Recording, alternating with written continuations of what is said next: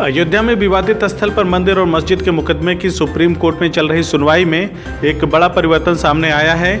अब इस मामले को लेकर केंद्र सरकार ने सुप्रीम कोर्ट में एक याचिका दाखिल की है, जिसमें सुप्रीम कोर्ट से अपील की जाएगी कि विवादित स्थल पर 2.77 एकड़ भूमि को छोड़कर शेष भूमि को राम जन्मभूमि न्यास को वापस कर दिया जाए।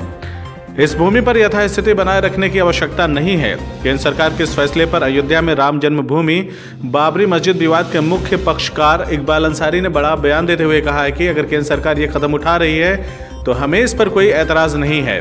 जिस जगह पर बाबरी मस्जिद मौजूद थी उस जमीन को छोड़कर बाकी को सरकार जिसे चाहे दे दे, हमें कोई एतराज नहीं। इससे पहले भी जब हाई कोर्ट में तीनों पक्षकारों को बराबर भूमि सौंपी थी तो उस समय भी सबसे पहले निर्मोही अखाड़ा और विश्व हिंदू परिषद सुप्रीम कोर्ट गए थे। बाद में हमने अपना पक्ष कोर्ट में रखा था। हम पहले भी विवाद नहीं चाहते थे और आज भी कोई विवाद नहीं चाहते हैं। हम अपना हक सिर्फ बाबरी मस्जिद की ज़मीन पर जता रहे हैं, बाकी ज़मीन से हमें कोई लेना देना नहीं। इकबाल अंसारी ने बातचीत के दौरान कहा कि हमेशा जब चुनाव आता है तो तमाम राजनीतिक दल और सरकार राम जन्मभूमि बाबरी मस्जिद विवाद को लेकर कुछ न कुछ नया करती हैं। हो सकता है इस बार भी कुछ ऐसा ही हो। बहरहाल हम कोर्ट से गुजारिश करते हैं कि जल्द से जल्द इस मुकदमे का फैसला हो, जिससे हमें भी न्याय मिले।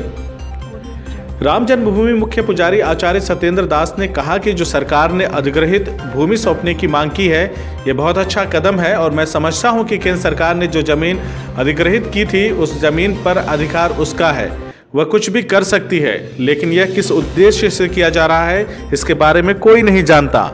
मेरा मानना है कि अगर 2.77 एकड़ जो विवादित भूमि है वह जब तक रामलला को नहीं मिलती तब तक राम मंदिर निर्माण नहीं हो सकता। लिहाजा पूरी जमीन जो है वह राम मंदिर बनाने के लिए मिलनी चाहिए। अब सरकार किस उद्देश्य से सुप्रीम कोर्ट गई है ये तो बाद में ही पता चलेगा।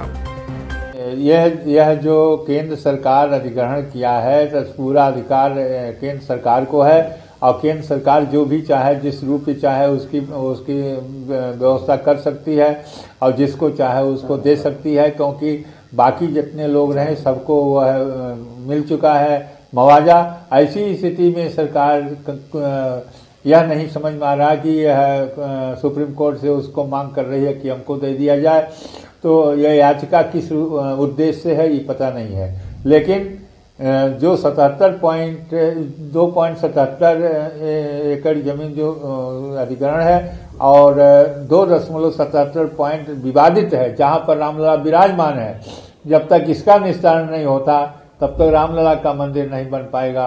तो रामलला के लिए यह संभव है कि इसका कोई लाभ नहीं है। अब किस उद्देश्य से सरकार इसको सुप्रीम कोर्ट से मांग रही है, जब तक 77 एकड़ पॉइंट में सुप्रीम कोर्ट का स्थगन आदेश है वह स्थगन आदेश हट जाएगा, उसके बाद में कोई दूसरी योजना सरकार की होगी।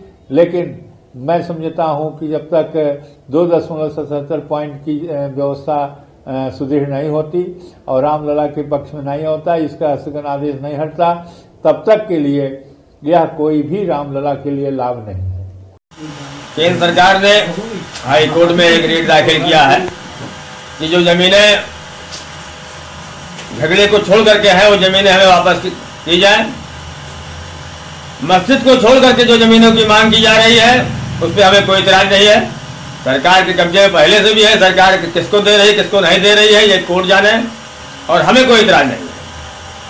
जब 3 भाग में बंटवारा हुआ था तो निर्मोही अखाड़ा सबसे पहले सुप्रीम कोर्ट गया था, फिर हिंदू परिषद गया, सुन्नी जो है मुस्लिम मसला बोर्ड गया।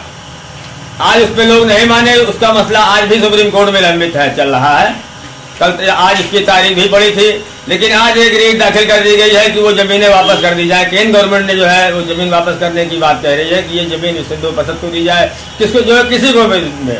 बाकी जमीनों पर हमारा कोई झगड़ा नहीं है, सरकार चाहे जो काम चाहे कर सकती है, हमें कोई इतराज नहीं है। एक चुनाव आते ही तमाम सरगर्मियां तेज हो जाती हैं, चाहे वो नेता हो चाहे सरकार। आज सरकार जो है जिस तरीके से दरखास्त पड़ी है, विकास पे लोग नहीं ध्यान दे रहे हैं, रोजगार पे नहीं ध्यान दे रहे हैं, मंदिर और मस्जिद पे लोग राजनीति कर रहे हैं। सरकार जो भी कुछ कर रही है हमें कोई इतराज नहीं, सरकार करे, जो जमीन जिसको देना है दे, मुस्लिम पक्ष को कोई इतराज नहीं है।